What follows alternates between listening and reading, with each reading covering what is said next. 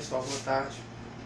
Vamos aqui a nossa videoaula sobre o capítulo 1, né? O capítulo da nossa prova, importante, né? Seja filosofia, seja sociologia, você vai estudar apenas o capítulo 1, ok? O capítulo que trata, no caso da sociologia, sobre o nascimento da sociologia, sobre o contexto de nascimento da sociologia e sobre os dois autores, digamos, que estão ali na base do surgimento da sociologia, o Auguste Comte, com o positivismo, e o Émile Durkheim, ok? Então, o capítulo 1 é o capítulo da revisão, portanto, estude só o capítulo 1, seja filosofia, seja sociologia. Então, vamos aqui para esse primeiro tópico que fala sobre o que é sociologia e como surgiu. A primeira coisa que nós conversamos em sala foi sobre o objeto de estudo da sociologia, né? Então, nós sabemos que cada ciência tem o seu objeto de estudo. Por exemplo, a história, o passado, a filosofia, o pensamento, né? A geografia estuda os aspectos geológicos, assim como a geografia humana, e, digamos, a física estuda o mundo natural. A sociologia estuda a sociedade, né? Não estuda o comportamento, né? Perceba que o comportamento humano já é objeto de estudo da psicologia. Okay? A sociologia estuda as relações e as interações sociais, como os homens convivem. Okay? Então, o objeto de estudo da sociologia é as interações e as relações sociais. Coloquei aqui para a gente o contexto de surgimento. Você vai lembrar que a sociologia surgiu no século XIX, né? Principalmente após as duas revoluções. Qual? A Revolução Industrial e a Revolução Francesa. Uma de cunho econômico, que trouxe impactos sociais e econômicos, e uma, a Revolução Francesa, de cunho político, que trouxe também uma nova configuração. Então, seja a Revolução Francesa, seja a Revolução Industrial, elas proporcionaram uma modificação no mundo. Por isso que a sociologia nasceu. Nasceu com uma ciência que seria capaz de explicar que mundo era esse pós-revolução, porque o mundo mudou totalmente, pós-revolução industrial, pós-revolução francesa. Então, que mundo seria esse? E principalmente como uma ciência que deveria organizar a sociedade.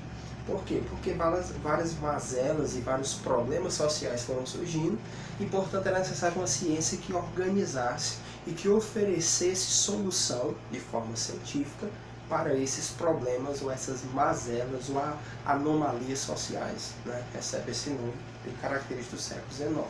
Portanto, a sociologia surge como uma ciência que vai tentar justamente resolver esses problemas, não só resolver esses problemas sociais, como também apontar, né? Apontar para uma sociedade progressista ou apontar para o desenvolvimento da sociedade. Portanto, respondendo aqui o nosso primeiro tópico, né? A sociologia surgiu no século XIX para tentar organizar a sociedade, principalmente após as duas revoluções.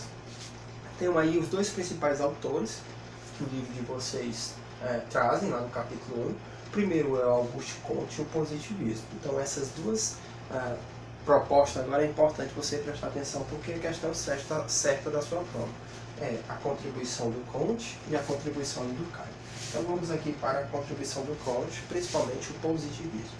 Pessoal, como eu havia explicado, o positivismo é uma doutrina, quer dizer, uma ideia, um pensamento que irá influenciar todo o século XIX. A ideia de que? A ideia de que a ciência, né, deveria organizar a sociedade. A ideia de que conhecimentos racionais, conhecimentos técnicos, científicos deveriam organizar toda a sociedade que se prezasse.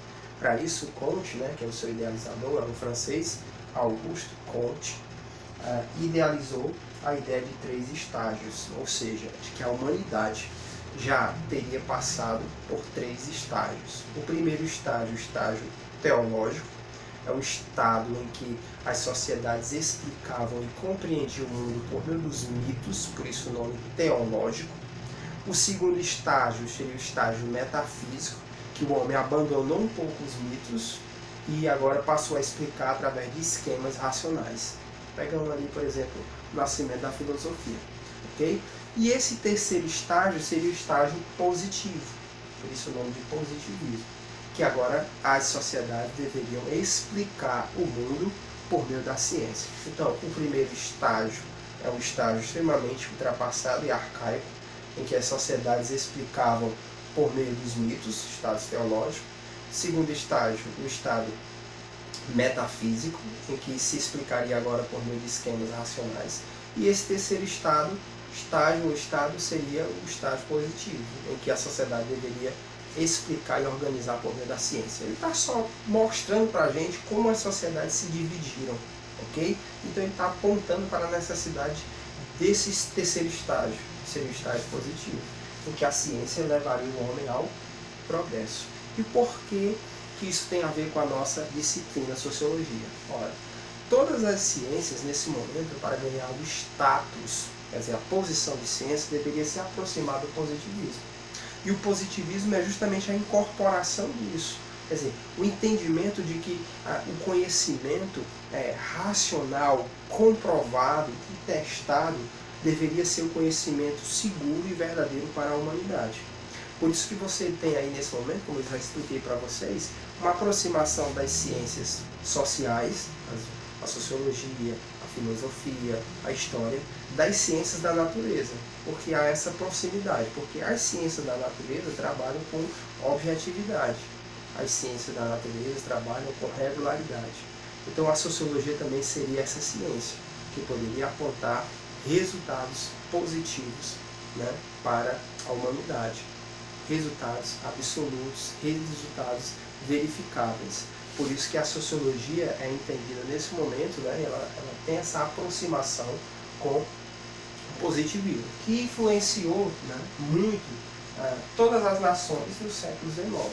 O Brasil, né, os nossos símbolos nacionais foram construídos no século XIX, a nossa república nascente no século XIX, evidentemente, teve a influência do positivismo aqui no Brasil. Então, essa é a contribuição do Comte, né? A contribuição a partir do positivismo, que é o positivismo é justamente uma doutrina, quer dizer, um ensino, é justamente um pensamento que entende que as ciências, né, experimentáveis, as ciências que trabalham com formas absolutas e conhecimentos seguros, deveriam influenciar o mundo. Então, a sociologia se aproxima disso, porque é uma ciência também que tenta buscar e explicar o mundo de forma segura, ok?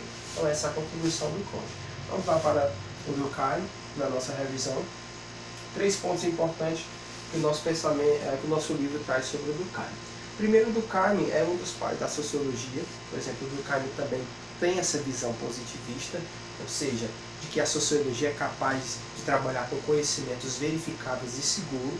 Por isso que ele é um dos elaboradores, né, da sociologia, principalmente a questão do método, né? O Durkheim, por exemplo, ele trouxe para a gente o objeto de estudo da sociologia, ou seja, o que a sociologia deve estudar. Para o Durkheim, ele chamou de fato social. Esse é o objeto de estudo do sociólogo. Quando eu digo isso, né, o Durkheim quer dizer o seguinte: olha, a sociologia, assim como as outras ciências, também tem um objeto de estudo. Então é possível o sociólogo encontrar as leis de funcionamento dos fatos sociais. É possível o sociólogo trabalhar com generalidade. É possível o sociólogo trabalhar com conhecimentos absolutos, com regularidades. Por isso que ele entende que o fato social, que é o objeto de estudo do sociólogo, ele tem 3 características, isso aqui é importante. Ele é coercitivo, que significa dizer que ele exerce influência sobre a gente.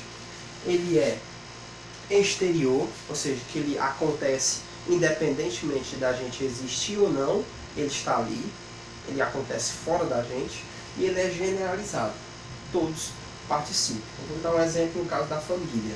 A família, como eu dei na sala para vocês, né? A família é um fato social. Por quê? Porque a família exerce pressão sobre a gente, nós somos influenciados pela família, sentindo essa influência ou não, nós somos influenciados.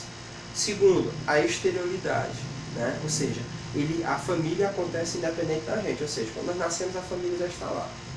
E, desculpa, generalizado, porque todos fazem parte de uma família. O que o Durkheim quis apresentar com isso, pessoal? O Durkheim quis apresentar a ideia de que o fato social é um objeto do sociólogo. Então o sociólogo pode compreender a sociedade por meio do fato social, porque ele consegue trabalhar com objetividade. Aí, essas palavras representam bem o conhecimento sociológico nesse momento. Ó. influenciado pelo positivismo, ou seja, o conhecimento é objetivo, busca as regularidades, busca trabalhar com as verdades. Então, da mesma forma, por exemplo, que a química consegue investigar as substâncias, que a biologia consegue investigar, por exemplo, uma célula e explicar uma célula de forma objetiva, quer dizer, explicar bem direitinho como funciona, a sociologia também consegue fazer isso, nessa proposta, principalmente com o Durkheim, questão do fato social. Outro ponto que nós estudamos foi a questão da solidariedade. O que é solidariedade? Solidariedade para o Durkheim é um vínculo, um vínculo. Durkheim entende que a sociedade ela está organizada, ele chamou isso de consciência coletiva. Eu não coloquei aqui, mas é importante. O que é a consciência coletiva? É sentimentos, costumes que são compartilhados por uma maioria. A visão do Durkheim também é chamada, pessoal, de funcionalismo, ou seja, a ideia de que a sociedade funciona como um corpo. Por isso que para o Durkheim, a sociologia trabalha com conhecimentos objetivos, justamente porque a sociologia consegue compreender aquele sentimento que é compartilhado por todos, aqueles sentimentos que toda a sociedade participa. Então, ao encontrar isso, você encontra o entendimento da sociedade. Por isso que você pode trabalhar com conhecimentos objetivos. Então, o Durkheim entende que, para eu compreender a sociedade, eu não posso pegar indivíduos de forma isolada, sentimentos e ações de formas isoladas. Porque, de forma isolada, não caracteriza o fato social. Porque, se é de forma isolada, então não é geral, todos não participam. Entendeu? Então, é a ideia da consciência coletiva, de que há sentimentos, de que há conhecimentos, de que há uma cultura que é compartilhada pela maioria. Isso a gente chama de consciência coletiva. A sociologia deve estudar isso, a consciência coletiva dos indivíduos. Okay? Então, não há espaço na teoria do Durkheim para buscar a subjetividade dos indivíduos, as particularidades, as especificidades, os fatos isolados. Toda a questão que apontar para isso sobre o Durkheim é falsa, porque ele entende que a sociologia deve estudar o fato social, e o fato social sempre é coletivo. É importante isso, viu? A solidariedade é um vínculo, Os indivíduos têm vínculo. E o Durkheim propôs para a gente dois tipos de solidariedade. A solidariedade orgânica, que é justamente fruto daquelas sociedades que têm uma consciência coletiva mais forte, que compartilham sentimentos, que compartilham culturas, que compartilham conhecimentos de forma mais coletiva. Então, vou dar um exemplo assim para você entender. As nossas sociedades mais agrárias, as nossas sociedades dos nossos pais, dos nossos avós, eram sociedades que estavam mais conectadas, os laços familiares eram maiores, estavam sempre próximos, conversando, trabalhando, batendo aquele papo de calçada, como popularmente a gente chama. Então, é uma sociedade que estava mais que não conhece a individualização, ou seja, é uma sociedade que está mais coesa, que está mais conectada. Esses vínculos o Durkheim chama de solidariedade orgânica. O oposto desse é a mecânica, em que, principalmente fruto da Revolução Industrial, que separou, que dividiu o trabalho, agora esse indivíduo pega esse vínculo. Então, por exemplo, a sociedade mecânica, solidariedade mecânica, é mais ligado às sociedades modernas, em que há individualização, em que há o espaço do indivíduo. Então há essa quebra desse vínculo. Portanto, para a gente compreender, a primeira solidariedade orgânica, é uma sociedade fruto das sociedades pré-capitalistas, quer dizer, das sociedades que não passaram pela Revolução Industrial. São sociedades mais agrárias, mais do vínculo, mais da tradição, mais da unidade e mais da coesão social. A solidariedade mecânica é a solidariedade ligada às sociedades pós-revolução industrial, pós-capitalismo, onde há uma defesa da individualização, onde há mais a quebra desse vínculo, onde há o espaço mais do meu, ok? E o último ponto é sobre o suicídio. Durkheim apontou isso, está lá no livro da gente, em que ele traduziu 3 tipos de suicídio. Bem na visão do Durkheim, Durkheim entende que o suicídio, ele acontece por causas coletivas. Por isso que ele explicou os 3 tipos de suicídio. O suicídio egoísta, que diz respeito a fatos individuais. Por exemplo, o indivíduo é traído pela esposa, então ele pode se suicidar. Então ele fala que isso é uma causa egoísta. O suicídio altruísta, que diz respeito a uma causa que é maior que ele, né? Ou seja, pela sua honra, por uma ideia. Então pegue aí, por exemplo, aquele filme lá, como eu disse para vocês, 300 de Esparta, né? 300 de Esparta, eles morrem por uma causa maior, né? Justamente pela honra de Esparta. E o suicídio anômico. Esse suicídio é geralmente fruto de desregramento social. Então, por exemplo, quando a sociedade perdeu, digamos, o sentido, perdeu a moral, está passando por uma crise moral e existencial muito grande, isso também pode levar os indivíduos a se suicidar. Ok, pessoal? Então, assim, de forma resumida, aqui eu tentei passar por todos os pontos da nossa revisão aí da nossa prova. Quero lembrar vocês que vocês devem ler o capítulo 1 naquelas partes que eu peço para você grifar. Ler o que eu escrevi no caderno sobre cada aula dessa, dividi isso em 3 aulas, tá? No caderno de vocês, sobre o capítulo 1. Fazer as questões do livro e fazer as questões que eu vou enviar via plataforma do Plural. Ok? Até a próxima aula.